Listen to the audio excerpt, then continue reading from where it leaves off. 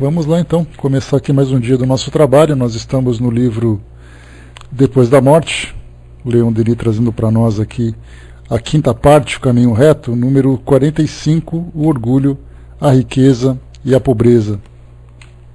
Vamos começar com o nosso boletim da Sociedade Parisiense de Estudos Espíritas, página 245, sexta-feira, dia 11 de maio de 1860, sessão geral.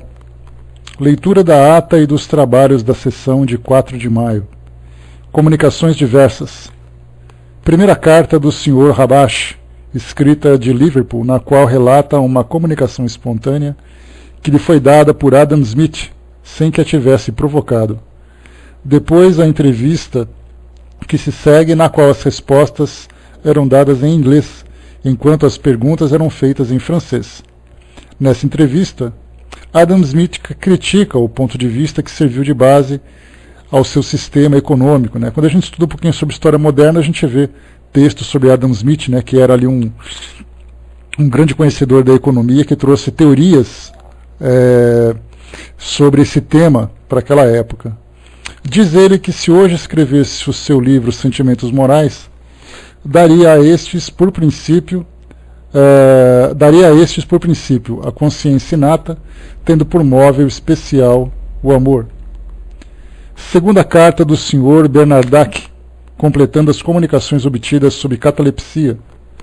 Nota: numa sessão particular, interrogado quanto ao valor de tais comunicações, São Luís lhes afirma várias partes, mas acrescenta, por intermédio do Sr. T. Médium. Diz aqui São Luís para nós: podeis estudar essas coisas, mas vos aconselho a não as publicar ainda. São necessários muitos outros documentos que vos serão fornecidos mais tarde, e que as circunstâncias trarão. Publicando-as agora, correis o risco de cometer graves erros, que mais tarde sereis obrigados a reconsiderar, o que seria muito desagradável e prejudicaria o espiritismo. Sede, pois, muito prudentes no que diz respeito às teorias científicas, pois é principalmente aí que deveis temer os espíritos impostores e pseudo-sábios. Lembrai-vos do que vos tem sido dito muitas vezes. Os espíritos não têm a missão de vos trazer a ciência acabada, que deve ser o fruto do trabalho e do gênio humano, nem levantar todos os véus antes que o tempo tenha chegado. Tratai, sobretudo, de melhorar-vos, eis o essencial. Deus levará mais em conta o vosso bom coração e vossa humildade do que um saber no qual a curiosidade muitas vezes detém a maior parte. É praticando as suas leis, praticando-as, entendei bem, que merecereis ser favorecidos pelas comunicações dos espíritos verdadeiramente superiores, que jamais enganam. Não se pode ignorar a profundeza e alta sabedoria desses conselhos. Essa linguagem, ao mesmo tempo simples e sublime, marcada por extrema benevolência, contrasta singularmente com o tom altivo e categórico ou a jactância dos espíritos que querem impor-se. Terceiro, a leitura de uma notícia enviada pelo Sr. D.T., contendo a descrição de um mundo muito superior ao qual seu espírito foi transportado durante o sono. Parece que esse mundo tem muita analogia com o estado indicado para Júpiter, porém num grau ainda mais elevado. Esses relatos de mundos mais elevados, a gente estudou isso no livro dos Espíritos, falando sobre os médiuns que entram no estado de êxtase. Santa Teresa d'Ávila foi um desses espíritos, que da Igreja Católica foi inclusive canonizada por isso, que ela comentava exatamente que no estado de êxtase ela conseguiu alcançar as esferas mais elevadas do mundo celestial. Então aqui também esse espírito falando para nós nessa condição. Inclusive, quando nós estudamos sobre isso, lembram os espíritos que disseram a Kardec que muitas vezes um espírito nesse estado de êxtase pode vir a desencarnar se por acaso ele não tiver forças suficiente para voltar. E essa força significa força de vontade. Ele querer voltar, porque muitas vezes estando nessa condição, ele prefere ficar por lá. E isso pode o provocar um desencarne precoce. Estudos. 2 ditados espontâneos são obtidos. Um pela senhora Paris, assinado Luiz, e outro pelo Sr. Didier Filho, assinado por Gerard de Nerval. Segundo, perguntas relativas à visão do Sr. T, dirigidas a São Luís. Vagas e incoerentes, as respostas acusam a evidente interferência de um espírito enganador. Terceira, evocação de Adam Smith, a propósito da carta do Sr. Rabash. Pergunta sobre suas opiniões atuais, comparadas às emitidas em suas obras. Ele confirma o que disse ao Sr. Rabash quanto ao erro do princípio que lhe serviu de base nas suas apreciações morais. Aqui o que nós vemos é uma certificação por parte da sociedade, de Kardec em especial, coordenando os trabalhos, que trouxe então, alguém trouxe, né, esse colaborador, esse membro da sociedade, trouxe então uma comunicação que recebeu em casa, e por ser uma comunicação vinda de um espírito que era reconhecido naquela época, pelo trabalho que ele fez no desenvolvimento econômico, naquela época da Revolução Industrial, então, para se certificarem de que essa comunicação é verdadeira, eles então fizeram uma evocação, como se fosse para tirar a limpo, e o espírito compareceu e ratificou aquilo que trouxe na comunicação particular para aquele médium, né? Então isso que é importante a gente ver também, as possibilidades de pessoas que recebem, como nós vemos, por exemplo, vamos trazer uma situação só para fazer uma comparação, dessas comunicações que circulam na internet, principalmente de pessoas que acabam desencarnando em condições trágicas, ou pessoas famosas que desencarnam. Então, circula-se pela internet esse tipo de comunicação e poderia facilmente, né, através dos centros espíritas, fazerem uma evocação e solicitar a presença do espírito para que ele confirmasse aquilo, coisa que infelizmente a gente não vê acontecendo nos tempos atuais. Então esse foi o nosso boletim da sociedade. O próximo que nós vamos acompanhar será o do dia 18 de maio de 1860. Muito bem. Antes da gente começar o nosso estudo, propriamente dito, né, do nosso livro Depois da Morte, tem um artigo que foi publicado ontem, que eu acabei até repassando para vocês lá pelo Facebook, que eu acho que é interessante dentro desse aspecto científico, investigativo do espiritismo. E a gente tem falado muito daquela preocupação da ciência, da nossa ciência tradicional, se aproximar dos estudos que tratam da espiritualidade, que tratam da consciência. Então essa matéria ela foi publicada no jornal O Globo no dia de ontem, no dia 7 de outubro de 2014, e o título é Consciência pode permanecer por até 3 minutos após a morte. Diz estudo. Cientistas entrevistaram pacientes que chegaram a ter morte clínica, mas voltaram à vida. Vamos acompanhar isso aqui só para a gente ter uma informação a mais dos nossos estudos. Aquele túnel com uma luz brilhante no fundo e uma sensação de paz descritos por filmes e outras pessoas que alegaram ter passado por experiência de quase morte podem ser reais. No maior estudo já feito sobre o tema, cientistas da Universidade de Southampton disseram ter comprovado que a consciência humana permanece por ao menos 3 minutos após o óbito biológico. Durante esse meio tempo, pacientes conseguiram testemunhar e lembrar depois de eventos como a saída do corpo e dos movimentos ao redor do quarto do hospital. Aqui a gente faz uma pausa para um comentário. Kardec chegou a fazer algumas pesquisas naquela época, de entrevistas a espíritos desencarnados por causa de execuções, lembrando naquela época que muitos indivíduos eram executados na pena capital pela guilhotina, e Kardec então comentava com eles, perguntava para eles se eles tinham consciência, se a consciência deles se mantinham ativas após a decapitação. E eles comentavam que sim, muitas vezes eles viam a cabeça, né, rolando, então eles se viam naturalmente, né, pelos próprios olhos naturais, os olhos físicos, o impacto da cabeça dentro do cesto.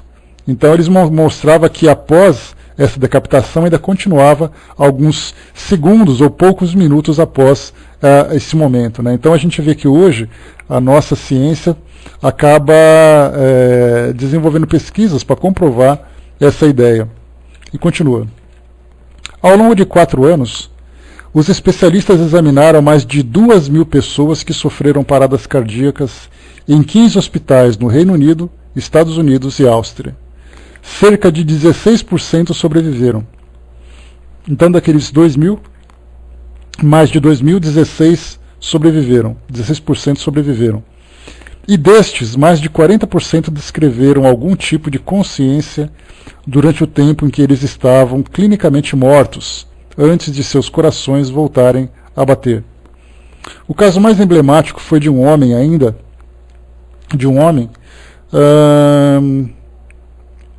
que lembrou ter deixado seu corpo totalmente e assistido sua reanimação do canto da sala.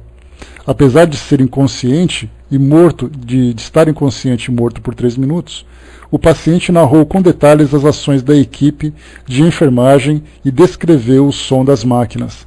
Aqui a gente faz mais uma pausa para lembrar exatamente que é aquela equipe de medicina e de outros estudiosos também, lá da Universidade Federal de Juiz de Fora, que procuram fazer experiências para saber exatamente se essas vivências de quase morte são reais ou se é um delírio do paciente.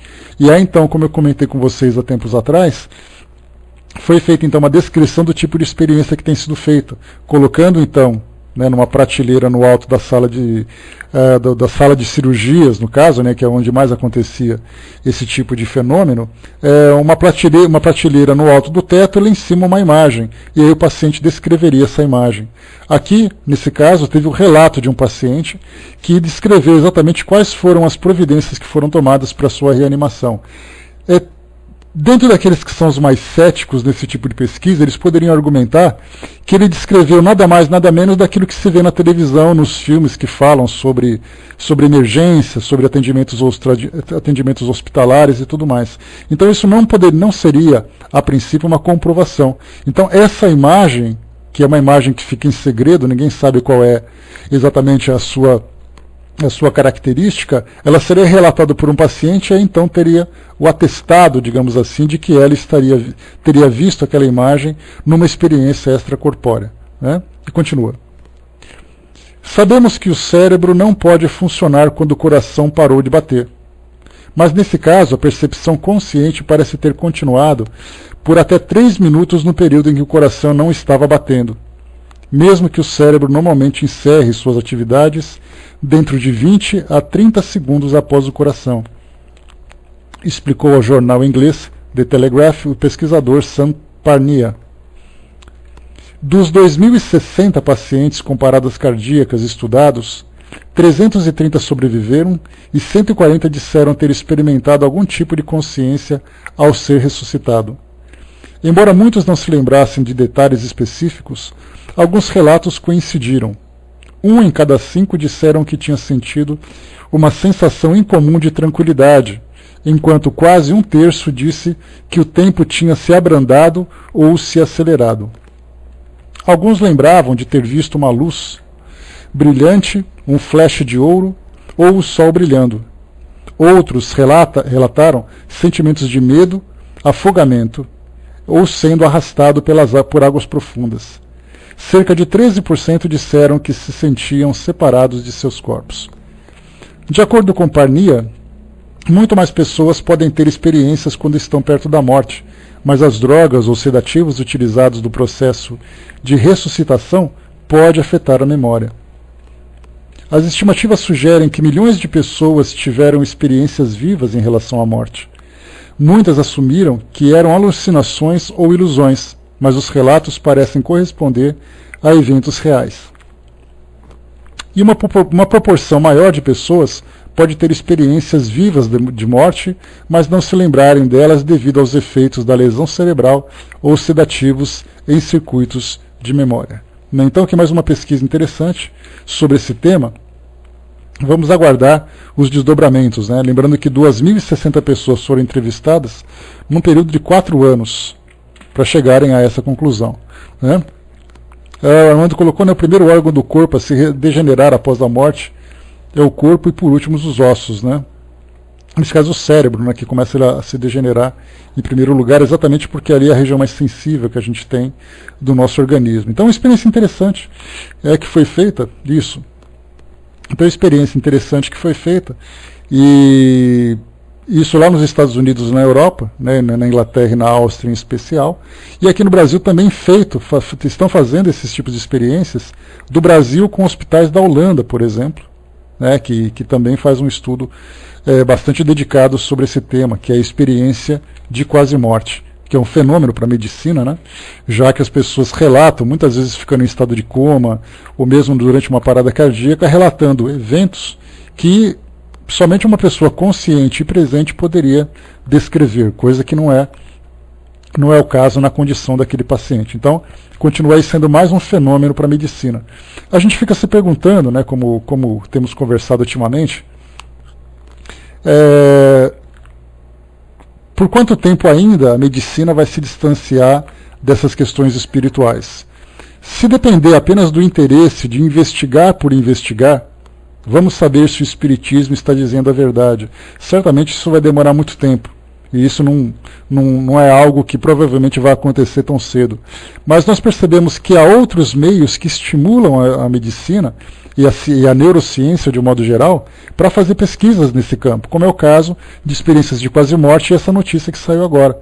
Então eles podem não se preocupar em estudar se o espírito continua vivo após a morte, mas eles acabam construindo esse raciocínio, que foi exatamente o que Kardec fez naquela época. Ele não começou a estudar os espíritos porque disseram que os espíritos existiam. Ele começou a estudar os espíritos através dos fenômenos que começavam a surgir. E a mesma coisa nós vamos observar também na ciência. Não temos condições de fazer com que a ciência se dedique, se debruce sobre esse tema para fazer suas investigações. Mas certamente ela vai se deparar com fenômenos e a partir desses fenômenos, então, ela vai se aproximar cada vez mais dessa realidade do mundo espiritual. Então isso para nós é um evento muito positivo, um fato muito positivo, e a gente espera que isso aconteça mais vezes também, não somente no campo da medicina, mas no próprio campo da física, porque a física, por exemplo, vai estudar sobre as manifestações físicas que acontecem, principalmente na materialização de espíritos, nos fenômenos de poltergeist, que isso nada mais é do que um fenômeno físico, que também a parapsicologia acaba estudando, que estuda sobre os fenômenos da mente, mas sem aquela comprovação contundente, né? Mas temos aí então vários caminhos da ciência convergindo para o mesmo ponto, que nesse caso é exatamente o espírito. Então vamos aguardar mais novidades para frente. Muito bem, vamos para o nosso livro Depois da Morte, como eu falei para vocês. O nosso tema de hoje é o orgulho, a riqueza e a pobreza, o texto número 45 do nosso livro.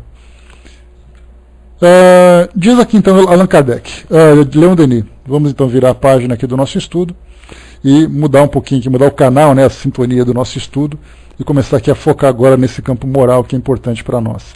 Que aliás nós falamos bastante sobre essa questão do orgulho ontem, né, no nosso estudo do Evangelho segundo o Espiritismo, que falava sobre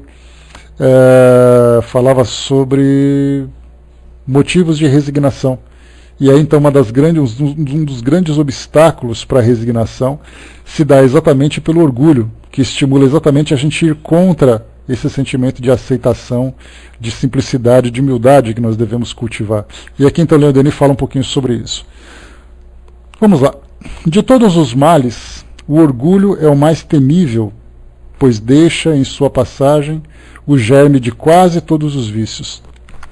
É uma hidra monstruosa, sempre a procriar, e cuja prole é bastante numerosa.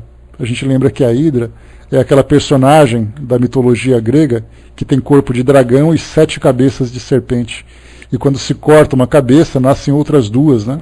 E tem aquele hálito venenoso e tudo mais. Então, Leon Denis lembra exatamente isso. Quando a gente tenta cortar uma parte desse orgulho, nascem outras 2 partes para poder nos estimular em outro campo da nossa existência, da nossa vivência. Desde que penetra as almas, como se fossem praças conquistadas, ele de tudo se assenhoreia, instala-se à vontade e fortifica-se até se tornar inexpugnável. Então o orgulho, quando ele se instala num local, é como se fosse aquele grande exército conquistador que nós temos grande dificuldade depois de tirar de lá. Ai de quem se deixou apanhar pelo orgulho, melhor fora ter deixado arrancar o próprio peito do próprio peito o coração, do que deixá-lo insinuar-se. Não poderá libertar-se desse tirano, senão a preço de terríveis lutas, depois de dolorosas provações e de muitas existências obscuras, depois de bastantes insultos e humilhações, porque nisso somente é que está o remédio eficaz para os males que o orgulho engendra. Leon Denis traz para nós aqui uma condição bastante trágica, uma imagem bastante trágica e real, né? Porque ele mostra que aquele que vive numa condição de muito orgulho e cometeu, motivado por esse sentimento, aqueles erros, aqueles crimes contra si mesmo, contra os seus semelhantes, contra a sociedade em que viveu, a sua pena para poder se reequilibrar perante as leis que foram violadas, essas leis morais, essas leis divinas, será exatamente uma existência obscurecida. Ou seja, dentro da nossa visão geral, poderíamos dizer assim que a insignificância daquela pessoa na sociedade vai ser a sua punição. Porque se antes ele utilizava o orgulho para sua autopromoção, ele vai viver agora esquecido, vai ter uma existência nula diante de todos aqueles, né, a quem ele gostaria de impressionar. Então ele vai viver nessa nulidade, nesse silêncio, mas ao mesmo tempo também durante muitas encarnações de insultos e humilhações. Então olha só o preço que se paga por causa do erro motivado pelo orgulho. Então se o orgulho é o nosso maior defeito, a humildade será exatamente o nosso objetivo. Mas para alcançar a humildade, nós passaremos inevitavelmente pelo caminho da humilhação. Que nós já conversamos a diferença entre humildade e humilhação. A humilhação é a dor do orgulho ferido. A humildade é uma conquista do espírito. Mas para chegar nessa conquista, há a necessidade de sofrer os efeitos da humilhação, exatamente para poder fazer com que esse sentimento seja expurgado da nossa personalidade. Então, mais uma vez aqui, só para lembrar, depois de lutas, de dolorosas provações e de muitas existências obscuras, depois de bastantes insultos e humilhações, porque nisso somente é que está o remédio eficaz para os males que o orgulho engendra. Hoje, é claro, né, nós temos aqui consciência disso tudo e procuramos de alguma forma diminuir cada vez mais a intensidade desse tipo de sentimento. Só que, naturalmente, nós não temos ainda condições, na nossa condição atual, de zerarmos completamente esse sentimento de nós. Então ele vai diminuindo, até chegar um momento em que ele fica completamente dominado, que é o caso dos espíritos puros. A Mia perguntou se nós pagamos por erros cometidos. A ideia de pagar, ela, no fundo, ela está correta, Mia. Mas a diferença que nós vemos é que a ideia de você pagar por aquilo que você fez a impressão que dá é aquela ideia do olho por olho, dente por dente. Mas, inevitavelmente, a gente pode colocar assim de modo mais claro a lei de causa e efeito. Ou seja, se nós causamos uma dor, inevitavelmente nós teremos que trabalhar para poder amenizar essa dor. Não, pelo contrário, a lei de causa e efeito ela é taxativa. Mas nessa ideia de pagar em termos de castigo, por isso que a gente tem que colocar muito bem as palavras. Quando eu falo para você, nós pagamos por aquilo que nós criamos. A primeira pergunta que você tem que fazer não é se esse pagamento é verdadeiro ou não. A pergunta é, o que eu quero dizer com esse pagamento? Porque se eu falar assim, aqui se faz, aqui se paga, isso dá a ideia do castigo. E a gente lembra sempre que a lei de causa e efeito, ela é reeducativa, ela não é punitiva. Então, se nós imaginarmos naquele pensamento do passado, que se você comete um pecado, você será punido por isso, essa ideia do pagamento faz a gente voltar para aquelas ideias antigas. Mas se você pensar assim, que você paga aquilo que você compra, no sentido de você se reeducar, de você consertar aquilo que você cometeu de equívoco, e infelizmente a dor muitas vezes é a melhor forma, então essa é a expressão correta. Então por isso que a gente vê que é necessário, como os espíritos lembram para nós, termos muito cuidado com as expressões que nós utilizamos para que nossas ideias sejam claras. Tá? Então, lembrar sempre que nós devemos assim anular completamente das bases doutrinárias a ideia do pecado e da punição. Mas lembrar sempre essa ideia da lei de causa e efeito, da lei de reconstrução, de reeducação, que ela se torna muito mais clara para todos nós. Porque você fala assim, mas se você não fez uma coisa certa, você é castigado. Na verdade, essa dor é educativa, para te mostrar que você errou. Não é para te castigar. Seria mais ou menos como se nós víssemos um sistema carcerário perfeito numa sociedade. O que nós vemos hoje, o indivíduo que é preso, a ideia é você colocá-lo numa condição de reclusão, afastado da sociedade, para que ele possa se reconstruir ou se reabilitar para voltar para a sociedade. Mas o que nós vemos hoje é um indivíduo que fica preso para ser castigado por aquilo que ele fez. Então, quando a gente fala sobre essa questão moral, pensemos sempre que toda a dor que nós sofremos, causada... Pois é, mas a pergunta é, o que essa dor está fazendo com você? Ela está te punindo ou te alertando que você está errado? Essa é a essência que a gente tem que lembrar. Por isso que a dor vem dizer para você, está errado. Você tem que fazer certo de novo. E a partir do momento em que você faz as coisas corretas, essa dor vai diminuindo, diminuindo, até que chega um momento em que ela fica completamente apagada, né? Completamente nula. Então sempre lembrar dessa ideia, né? Aí é mais autopunição. Pois é, aí nesse caso a dor, né, é necessária, mas o sofrimento é opcional. É o sofrimento que vem como autopunição. Fernanda colocou aqui, né, é um pagar onde a nossa própria consciência faz a contabilidade. Devemos aprender o que ficou mal interpretado, né? E isso vem não apenas de nós para nós mesmos, como de nós para as pessoas, para o ambiente onde nós vivemos, né? Tanto para as pessoas como para o mundo onde nós vivemos de um modo geral. Então essa lei de causa e efeito, ela é, lembrando sempre, ela não é punitiva, ela é educativa. A Angelina colocou, vamos responder pelo que fizemos. Responder pelo que fizemos, ou seja, prestar contas. Mais uma vez assim, você cometeu um erro, você vai se deparar, porque a gente lembra sempre dessa nossa famosa sigla, essa sigla que é o arrependimento, a expiação e a reparação. Esse processo de reeducação, de reconstrução, ele é fundamental. Se você disser assim, você será punido por isso, a punição fica só na punição. Mas na verdade nós temos que primeiro o indivíduo, quando ele sofre a dor do erro que ele praticou, primeiro ele sente a dor. Essa dor serve para despertar nele a sua consciência de que você cometeu um erro, que você fez errado, você não devia ter feito isso, as consequências do seu erro prejudicou muita gente, ou prejudicou a você mesmo e tal. Então, seria assim, durante esse processo de sentir dor, a nossa consciência começa a conversar conosco. É a dor, é a consciência, conversando para a gente chegar e falar assim, olha, realmente eu cometi aquele erro. Eu não devia ter feito isso. Aí nós já começamos a entrar no arrependimento. O arrependimento é o primeiro passo para o nosso aprendizado. Algo que é muito difícil, porque parece que é fácil a gente se arrepender. Mas não é não. Essa questão do orgulho, a gente sempre acha que tem razão, que o outro é errado. Durante aquela discussão, mas eu comecei por sua causa.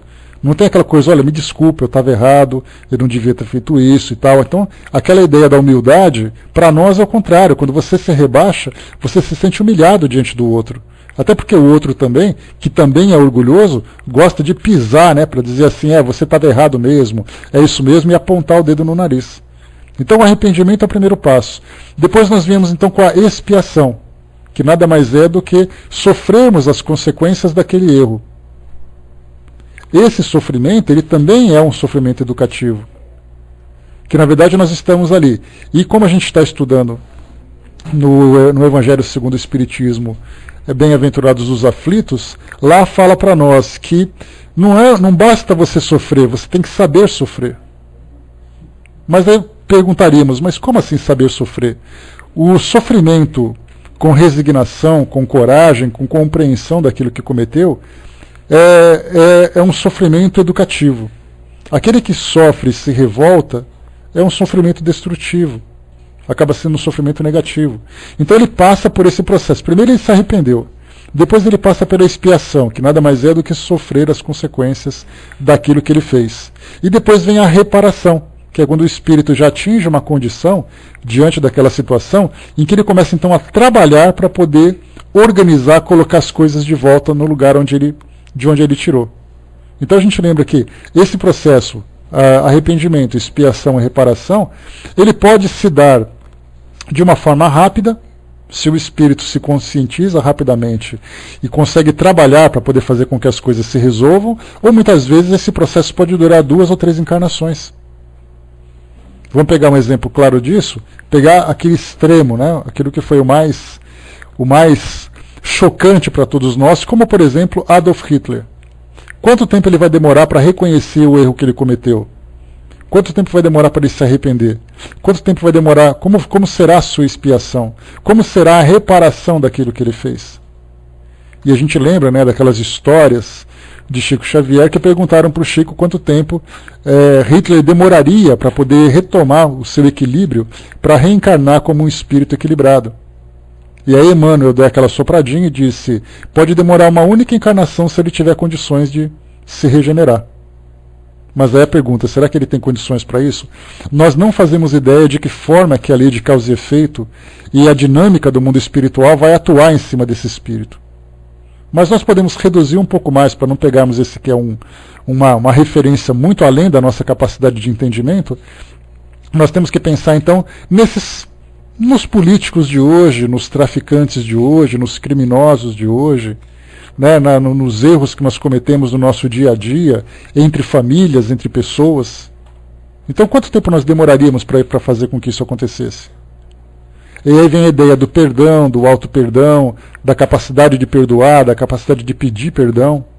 Então a gente vê quantas variáveis acabam sendo incluídas nessa equação e a gente pode perceber quanto tempo isso vai demorar para se resolver. Quanto mais rápido se resolver, mais rápido o espírito evolui. Quanto mais resistência ele tiver, ou maior for a dificuldade que ele encontrar, mais tempo ele vai demorar para dar continuidade na sua evolução. Continuando para nós então.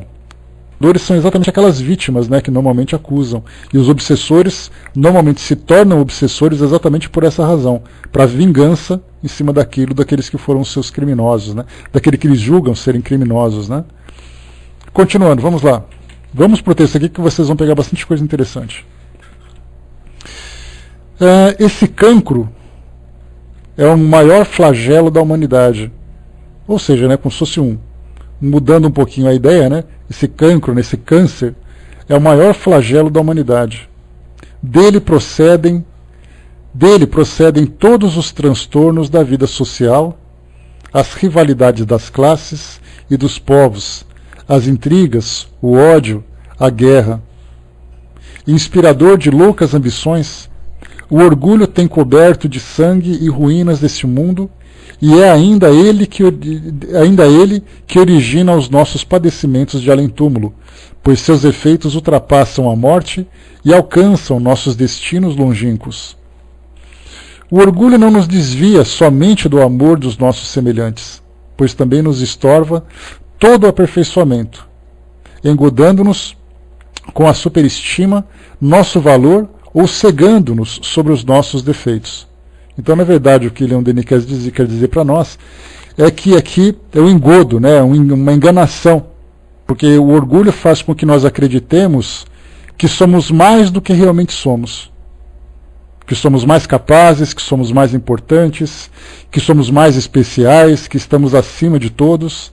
Então o nosso orgulho sempre procura nos elevar na nossa maior concepção, ou na nossa maior autoconcepção, né? Ou seja, eu me vejo como sendo a pessoa mais especial de todas, mas somente eu me vejo assim. Porque diante do mundo, eu sou igual a todo mundo e muitas vezes, dependendo da minha conduta, eu fico muito abaixo daquilo que a própria sociedade, a humanidade acaba demonstrando.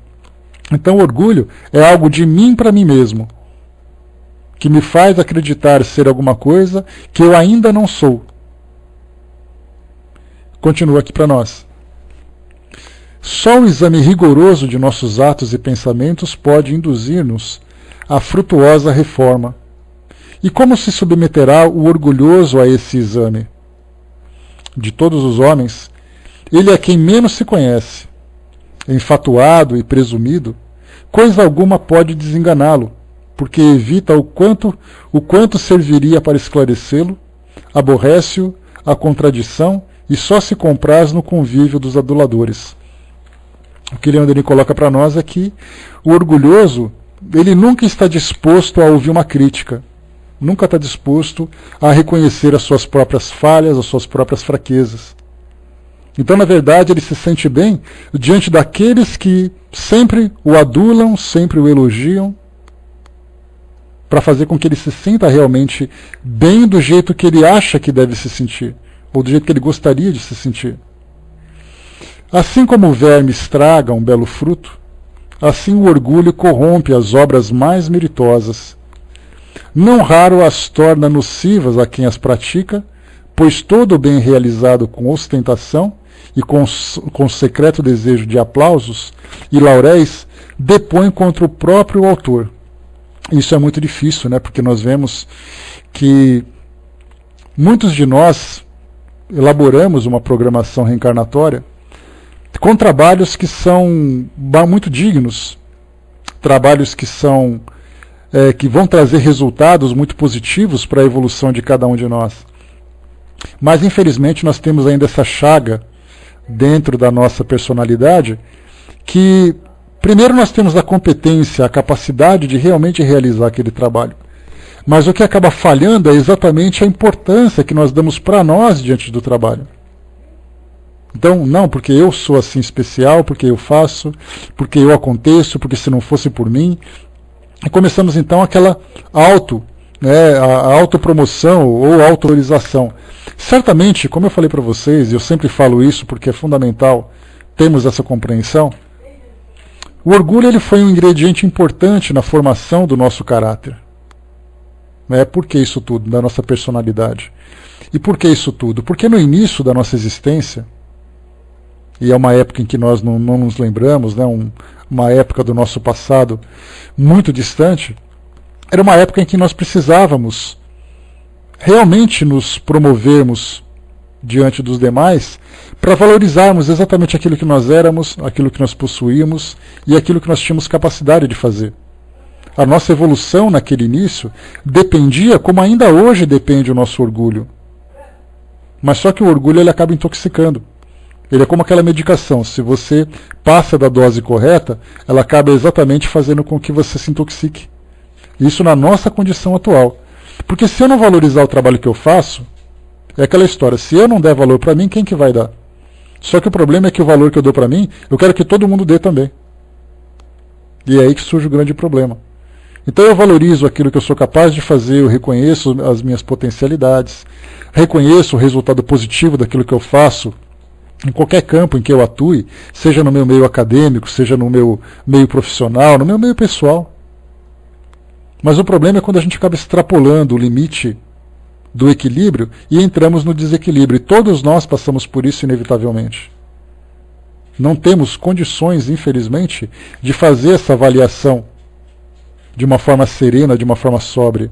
E é por isso que nós vemos, no depoimento que os espíritos trazem para nós, a quantidade de informações em que eles falam sobre o trabalho que eles fizeram, mas numa linguagem de extrema humildade.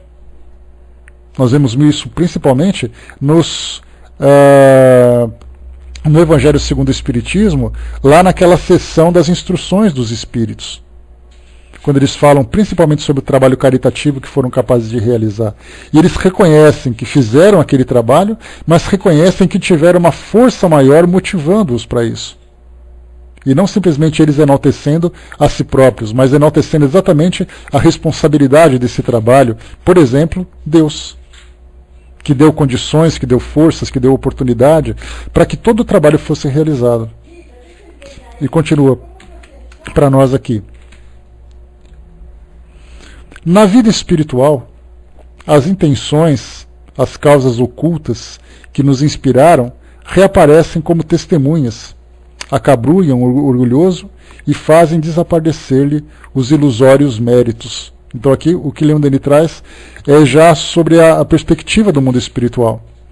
A quantidade de espíritos que viveram aqui uma situação temporária de destaque, seja o destaque da beleza, o destaque da inteligência, o destaque do poder, o destaque da riqueza, sei lá, qualquer algo que de alguma forma, em maior ou menor grau, dê a ele uma promoção. ou dê aí um certo destaque.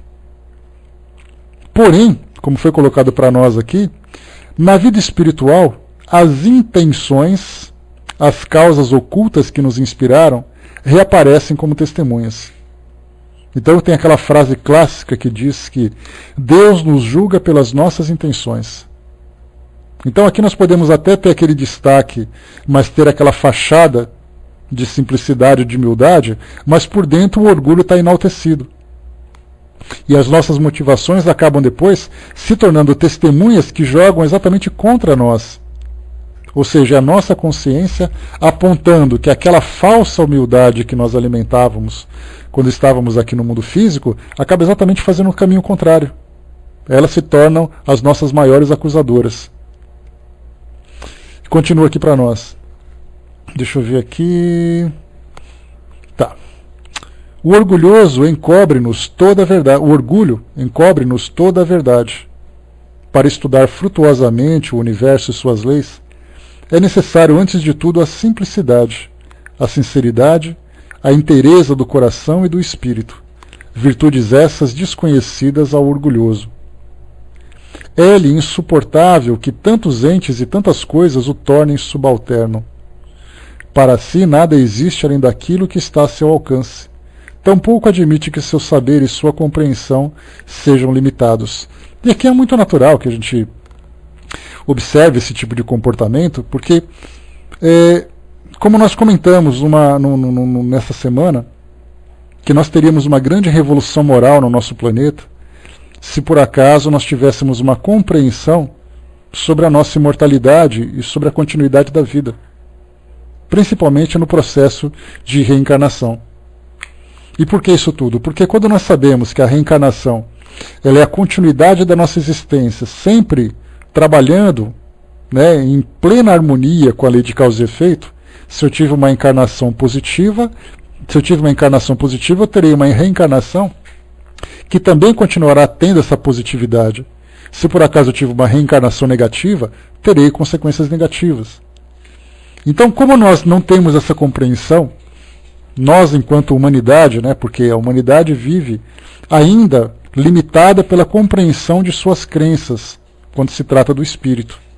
Então, nós temos aquelas encarnações, aquelas religiões, aquelas escolas que orientam sobre a reencarnação, e temos aquelas outras escolas, que infelizmente acabam sendo a maioria, que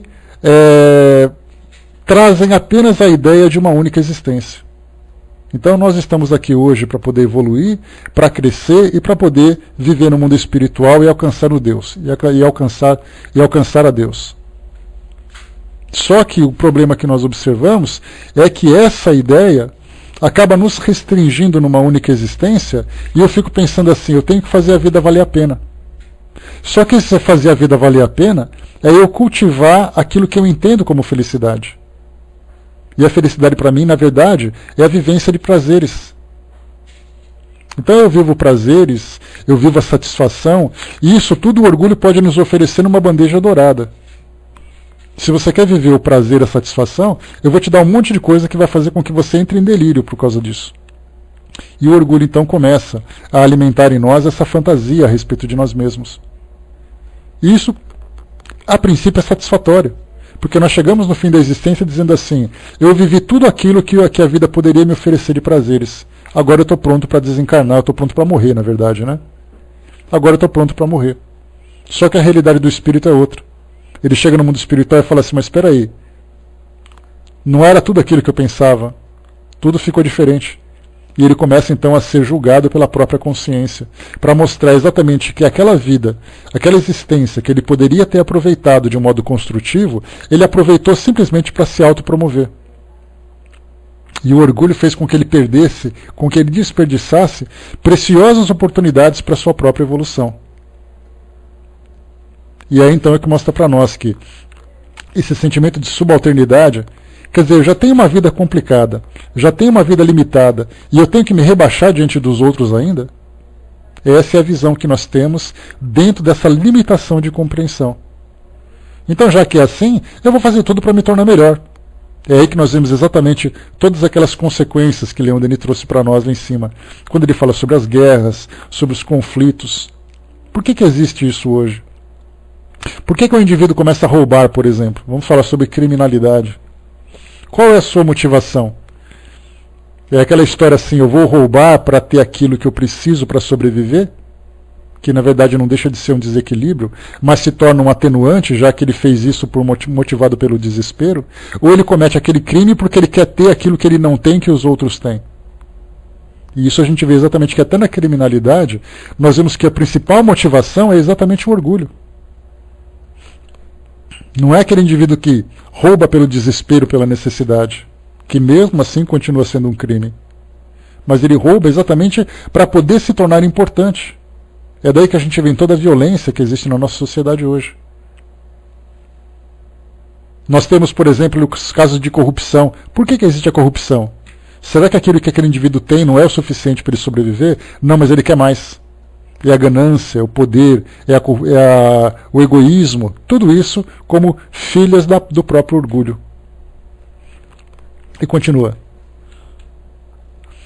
O homem simples, humilde em sentimentos, rico em qualidades morais, embora seja inferior em faculdades, apossar-se-á mais depressa da verdade do que o soberbo ou presunçoso da ciência terrestre, que se revolta contra a lei que o rebaixa e derrui o seu prestígio. O ensino dos espíritos patenteia-nos a triste situação dos orgulhosos na vida de além-túmulo. Os humildes e pequenos deste mundo acham-se aí exaltados. Os soberbos e vaidosos aí são apoucados e humilhados. É que uns levaram consigo o que constitui a verdadeira supremacia: as virtudes, as qualidades adquiridas pelo sofrimento, ao passo que outros tiveram de largar no momento da morte todos os seus títulos, todos os bens de fortuna, o seu vão saber, tudo o que nesse mundo lhes formava a glória, e sua felicidade esvaiu-se como fumo, como a fumaça no caso. Chegam ao espaço pobres, embulhados, e esse súbito desnudamento, contrastando com o passado esplendor, desconsola-os e sobremodo os mortifica. Avistam então na luz esses a quem haviam desprezado e pisoteado aqui na terra. O mesmo terá de suceder nas reencarnações futuras. O orgulho e a voraz ambição não se podem abater e suprimir senão por meio de existências atribuladas, de trabalho e de renúncia, no decorrer das quais a alma orgulhosa reflete, reconhece a sua fraqueza e pouco a pouco vai se permeando a melhores sentimentos. Aqui o que vale uma consideração importante é que nós colocamos aqui quais são exatamente as atribuições, ou melhor, quais são os valores de um espírito simples. Diz para nós assim, deixa eu ver aqui. Está aqui, ó. O homem simples, humilde em sentimentos, rico em qualidades morais, embora seja inferior em faculdades, apossar-se-á mais depressa da verdade do que o soberbo e presunçoso da ciência terrestre, que se revolta contra a lei que o rebaixa e o derrui ao seu prestígio. Nesse trecho a gente considera o seguinte, que nós consideramos a situação ou a virtude da humildade muito relacionada com a pobreza material. E como a gente já conversou sobre isso nesses últimos estudos, existe uma diferença muito grande na forma como nós nos relacionamos com a matéria, principalmente com o dinheiro, que é exatamente aquilo que nos proporciona a matéria que nós consideramos uma matéria de qualidade, uma matéria confortável, uma matéria que seja preciosa, vamos dizer assim. Então a gente pensa sempre, quer dizer que toda pessoa humilde é aquela que vive na pobreza? Obviamente que não. Porque muitas vezes a responsabilidade que nós temos, de acordo com o trabalho que nós temos que realizar aqui no mundo físico, depende desses recursos. Então muitas vezes eu venho numa família que vem bem abastada, que me dá a oportunidade de realizar muitos estudos, Vamos supor, por exemplo, que eu venha numa encarnação com a missão de ser um grande médico. Todos nós sabemos que as faculdades de medicina são caras. Que para poder cursar uma faculdade pública, eu dependo de um ensino de alta qualidade. Para isso eu preciso de muito recurso.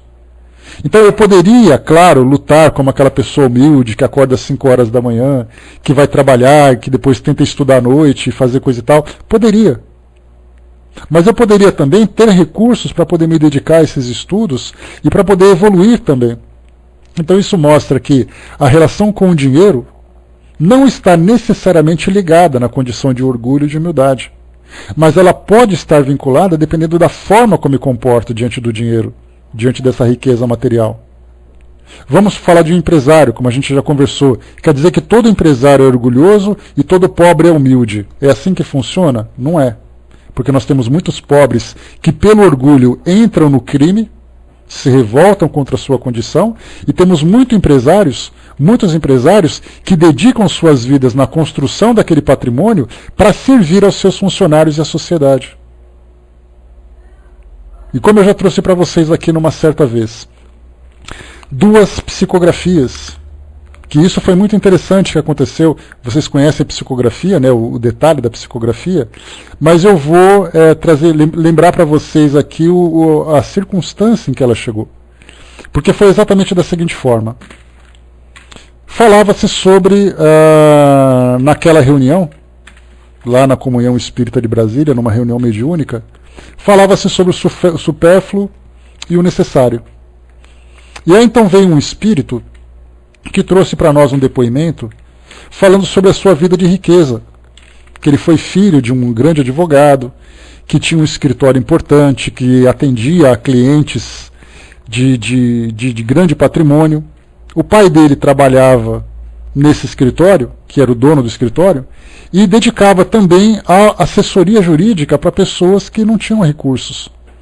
Então atendia, claro, aos clientes que mantinham a sua empresa, mas dedicava também horas para poder servir a sociedade daqueles que precisavam de auxílio. E o filho nunca concordava muito com isso. E no depoimento esse filho dizia assim, olha, eu fiz isso enquanto meu pai comandava a nossa empresa. Quando ele desencarnou, eu assumi, a primeira coisa que eu fiz foi cortar essas regalias. Quem quisesse ser atendido no nosso escritório teria que pagar por isso. E aí então ele começou a relatar que se envolveu com empresários que tinham negócios obscuros perante a sociedade, começou a defender daqueles crimes fiscais, daqueles crimes de denúncia e coisa e tal, e parou de servir. E aí ele desencarnou, trouxe esse depoimento para nós, reconhecendo o seu erro, reconhecendo toda a dificuldade que ele viveu moralmente, reencontrando com as pessoas que precisavam da ajuda e que ele acabou humilhando, mas que já estavam perdoando, e o que ele mais sentia de dor, que ele relatava, era exatamente isso, ver as pessoas que ele tinha humilhado, mas que tinham perdoado. Ou seja, o perdão que ele tinha, que ele recebia daquelas pessoas, se tornava aquele sal que você coloca numa ferida, que acaba doendo muito mais. Se fosse aquela coisa de revolta contra revolta, você combateria simplesmente, mas nesse caso provocaria exatamente um sofrimento maior. Mas muito bem, esse depoimento então veio, bom dia pessoal que chegou, esse depoimento veio nessa sessão mediúnica, as pessoas leram, ficaram comovidas e coisa e tal. Nessa mesma reunião, alguns minutos depois, veio então outra psicografia. E aí veio de um espírito dizendo o seguinte, já começando dizendo, é muito fácil vocês falarem da riqueza quando vocês não viveram na miséria. E aí ele começa então a relatar a situação dele, que ele viveu numa favela, que a família dele tinha muitos filhos, que mal tinham o que comer, que ele acabou se envolvendo no crime.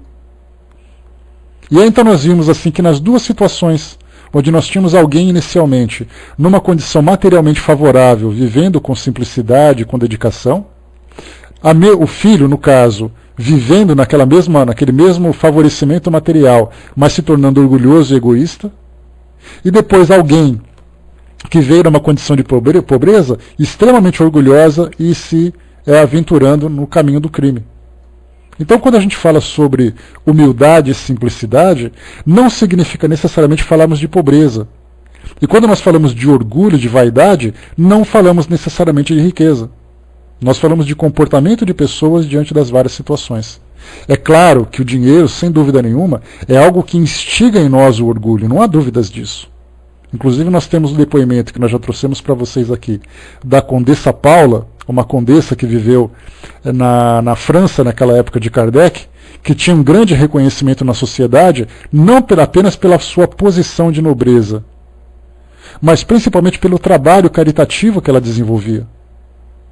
Então ela falava que ela é uma pessoa generosa, inteligente, caridosa, vivia nesse campo da nobreza, consequentemente tinha riqueza, mas ela conseguiu viver tudo isso, e o depoimento dela vocês vão encontrar lá na segunda parte do livro Céu e Inferno, nos Espíritos Felizes. Como a gente pode ver, ela desencarnou como um espírito feliz, porque conseguiu, apesar da sua posição social, ter superado todas as mazelas das imperfeições morais que nós trazemos. E ela traz uma recomendação. Ela diz assim que, das provas que nós podemos escolher, escolhemos a riqueza como sendo a última prova, porque ela é mais difícil. Porque nós podemos escolher sobre o orgulho, podemos escolher provas sobre... Isso, as provas que nós vamos escolhendo, né? Que, claro, conforme a gente vai programando a nossa encarnação, as expiações vêm como uma consequência natural. As provas, quando elas não são impostas, por uma necessidade devido à nossa imperfeição, nós temos a oportunidade de contribuir com a nossa programação. Então nós fazemos uma análise sobre a nossa personalidade, sobre o nosso caráter, as nossas fraquezas, e vamos então direcionando as experiências que nós desejamos viver. Assim os espíritos trazem para nós a forma como a programação reencarnatória acaba acontecendo. Então ela falava, de todas as provas, escolhemos apenas essa. Olha, Brás, eu também vejo eu vejo de uma forma muito carinhosa a trajetória da Daiane, né? Claro que a gente fala dela por aquilo que a mídia, né, passa para nós, mas assim eu também vejo uma pessoa que ocupou uma posição de grande destaque na sociedade mundial, não foi apenas sociedade local, e teve uma conduta muito simples, embora tivesse ali seus dramas pessoais, de relacionamento, mostrando a fraqueza de qualquer ser humano, né, de qualquer indivíduo aqui no mundo de provas e expiações, mas que lidou com a riqueza e com a nobreza de uma forma muito sóbria, pelo menos aquilo que a gente vê. Mas é difícil a gente fazer uma análise se a gente não conhece as particularidades de cada um, né? Então, como a gente fala, a gente faz uma análise daquilo que exteriormente a gente pode ver, mas na intimidade, no interior de cada um, acaba sendo para nós um grande mistério. Por isso a gente não pode fazer muito julgamento. Mas nesse caso em especial, eu também vejo de uma forma muito equilibrada a forma como ela lidou com essa riqueza, né? Então, por isso, mais uma vez, sempre reforçando, humildade e orgulho não estão necessariamente ligados diretamente à riqueza e pobreza.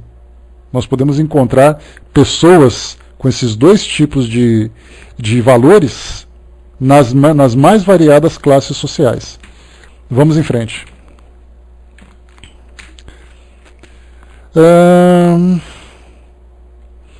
Lemos aqui embaixo. Tá. Com um pouco de reflexão e sensatez, evitaríamos esses males. Por que consentir que o orgulho nos invada e domine, quando apenas basta refletir sobre um pouco que somos? Será o corpo, os nossos adornos físicos que nos inspiram a vaidade? A beleza de pouca duração. Uma só enfermidade pode destruí-la. Dia por dia, o tempo tudo consome e dentro em pouco só ruínas restarão. O corpo tornar-se-á então algo repugnante. Será a nossa superioridade sobre a natureza? Se o mais poderoso, o mais bem dotado de nós for transportado pelos elementos desencadeados, se achar insulado e exposto às cóleras do oceano, se estiver no meio dos furores do vento, das ondas ou dos fogos subterrâneos, toda a sua fraqueza então se patenteará. Assim, todas as distinções sociais, os títulos e as vantagens da fortuna, medem-se pelo seu justo valor. Todos são iguais diante do perigo, do sofrimento e da morte. Todos os homens, desde o mais altamente colocado até o mais miserável, são construídos da mesma argila. Revestido de andrajos ou de suntuosos hábitos, os seus corpos são animados por espíritos da mesma origem e todos reunir-se-ão na vida futura. Aí somente o valor moral é que os distingue. O que tiver sido grande na terra pode tornar um dos últimos no espaço. O mendigo, talvez aí, venha vestir uma brilhante roupagem. Não desprezemos, pois, a ninguém. Não sejamos vaidosos com os favores e vantagens que perecem, pois não podemos saber o que nos está reservado no dia seguinte. Se Jesus prometeu aos humildes e aos pequenos a entrada no reino celestes, é porque a riqueza e o poder engendram muitíssimas vezes o orgulho. No entanto, uma vida laboriosa e obscura é o tônico mais eficaz para o progresso moral. Uma vida laboriosa e obscura, ou seja, uma vida produtiva e sem o desejo de autopromoção, sem o desejo de se destacar. Algumas vezes, inevitavelmente, o nosso trabalho acaba nos colocando numa condição de destaque. Basta ver, por exemplo, Chico Xavier. Né? Bom dia, pessoal. Chico Xavier, por exemplo, que fez aquele trabalho caritativo, não apenas mediúnico, mas caritativo também, fez com que ele se tornasse uma grande referência para a mídia. E se por acaso a sua vaidade o colocasse, né, e permitisse que a vaidade se destacasse, a vaidade aflorasse dentro dele mesmo? Claro que ele deveria ter o seu grau de vaidade, o grau de orgulho por aquilo que ele fazia, mas certamente também ele sabia exatamente o preço que ele pagava quando alimentava isso. Aliás, a gente tem, né, a história, em 1944, se eu não me engano, nós tivemos a revista O Cruzeiro, que era uma revista de grande circulação nacional, como se fosse hoje a revista Época, a revista Veja, Isto É, e tantas outras de destaque nacional. Aquela era única na época, né? Então seria assim, aquilo que a revista Life nos Estados Unidos naquela época, que era a grande revista dos Estados Unidos, o Brasil acabou fazendo com que a revista O Cruzeiro se tornasse também um veículo daquele porte. E aí então a revista na época teve a preocupação de estudar o fenômeno Chico Xavier. Quem era Chico Xavier? E aí então enviaram repórteres, não apenas para entrevistar, mas para fazer simulações, para fazer provocações e tudo mais. E aí o Chico então, para quem quiser ver isso daí, dá uma chegadinha lá no nosso site, no espiritismo, no espiridige.net/mídia, que vocês vão encontrar lá o link para poder ler o texto, o artigo sobre ele. E ali então ele deu entrevista sobre a mediunidade, tirou fotografias e coisa e tal, e teve uma situação que para ele se tornou bastante humilhante depois, que foi exatamente ali que os repórteres pediram que ele simulasse um transe mediúnico, e ele então se sentou dentro de uma banheira, fez aquela expressão de transe mediúnico e se deixou fotografar. E essa foto com um artigo acabou depois circulando por todo o Brasil. Isso na década de 1940. Né? Depois de um tempo, aquela reportagem, que inicialmente para ele seria uma promoção do espiritismo, e até algo para ele satisfatório, porque proporcionou, claro, um prazer. Ele era um jovem naquela época, ele tinha 30 e 34 anos. Um jovem de 30 anos está assim no auge, né? Algo muito muito característico para ele. Isso acabou virando para ele uma situação constrangedora. E aí então, nas histórias que falam sobre Chico Xavier, mostra exatamente que Emmanuel disse para ele: agora que você experimentou o sabor da humilhação, você não faz mais isso. E a partir dali então ele começou a pautar a vida dele de uma forma diferente, percebendo que aquele estrelismo que estava nascendo poderia se tornar para ele uma grande chaga, um grande problema. Então, quer dizer, experimenta para você ver o sabor. Já sentiu o sabor, agora não faça mais isso.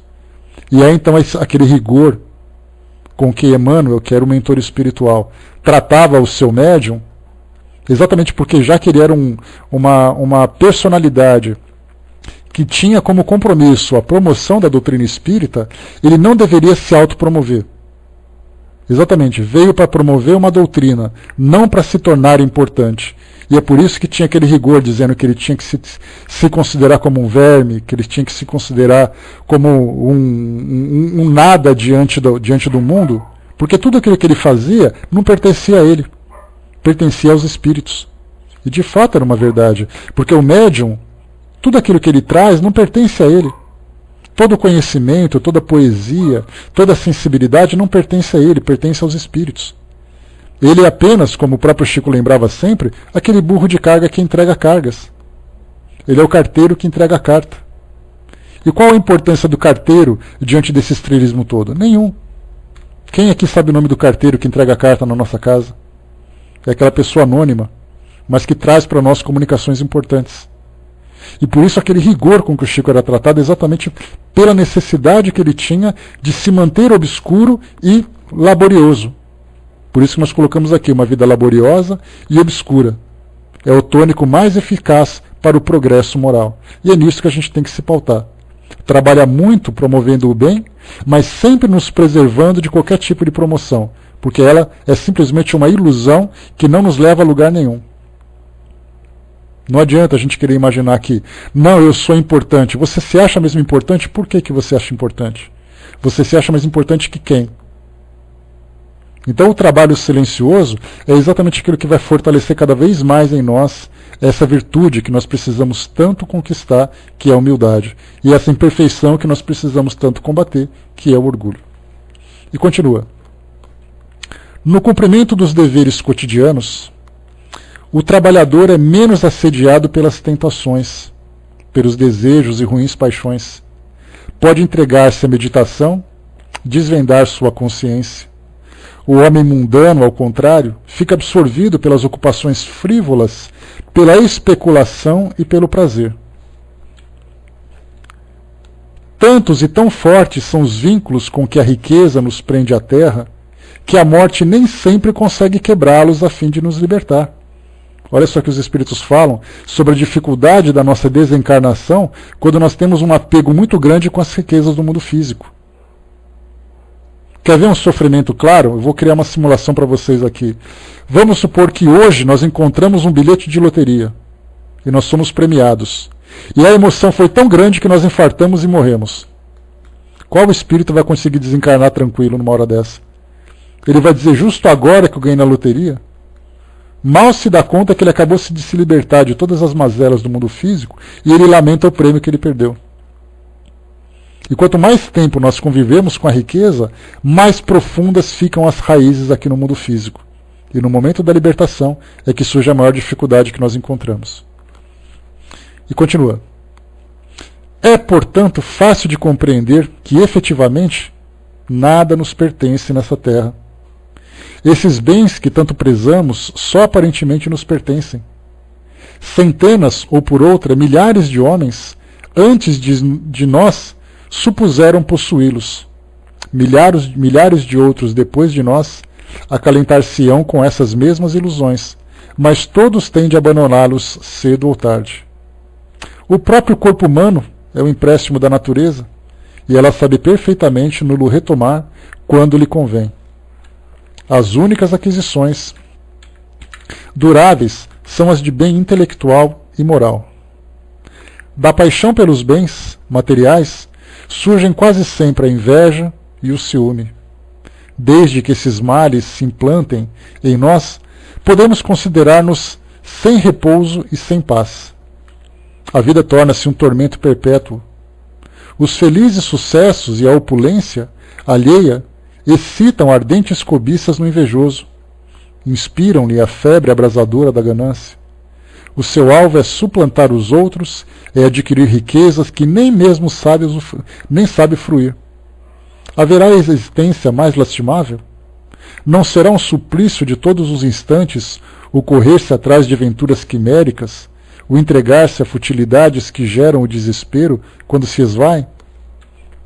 Entretanto, a riqueza por si só não é um grande mal. Torna-se boa ou ruim conforme a utilidade que lhe damos. O necessário é que não inspire nem orgulho, nem insensibilidade moral.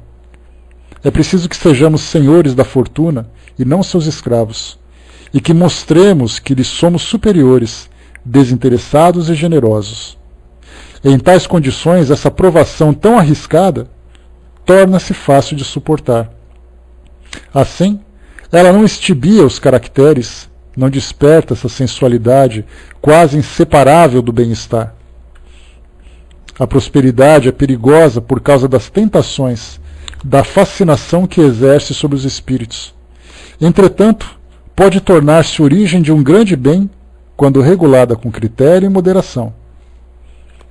Com a riqueza podemos contribuir para o progresso intelectual da humanidade, para a melhoria das sociedades, criando instituições de beneficência ou escolas, fazendo que os deserdados participem das descobertas da ciência e das revelações pelo belo em todas as suas formas.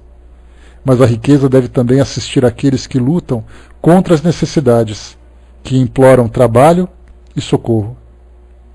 Consagrar esses recursos à satisfação exclusiva da vaidade e dos sentidos é perder uma existência, é criar por si mesmo penosos obstáculos. O rico deverá prestar contas do depósito que lhe foi confiado para o bem de todos.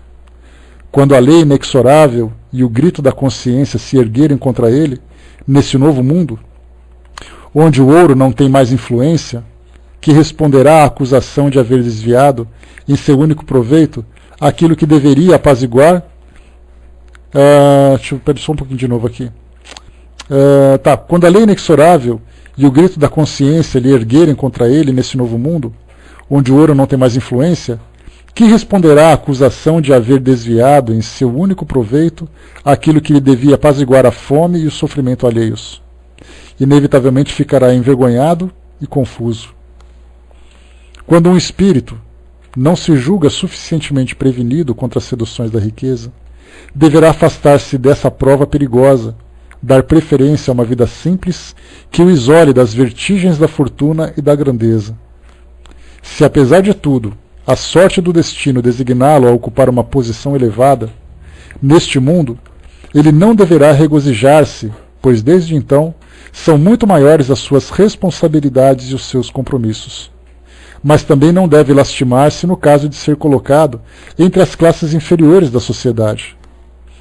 A tarefa dos humildes é a mais meritória.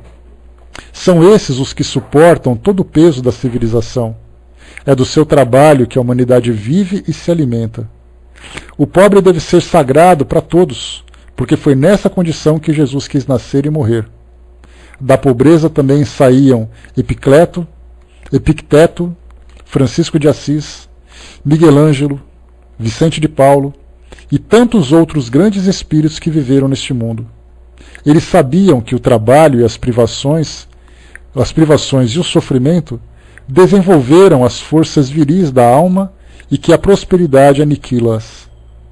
Pelo desprendimento das coisas humanas, uns acharam a satisfação, outros encontraram a potência que caracteriza o gênio. A pobreza ensina a nos compadecermos dos males alheios e, fazendo-nos melhor compreendê-los, une-nos a todos os que sofrem. Dá valor a 1000 coisas indiferentes aos que são infelizes. Quem desconhece tais princípios fica sempre ignorando um dos lados mais sensíveis da vida. Não invejemos os ricos, cujo aparente esplendor oculta muitas misérias morais. Não esqueçamos de que sob o cilício da pobreza ocultam-se as virtudes mais sublimes, a abnegação, o espírito de sacrifício. Não esqueçamos jamais que é pelo trabalho, pelo sofrimento, pela imolação contínuas dos pequenos que as sociedades sobrevivem, protegem-se e renovam-se.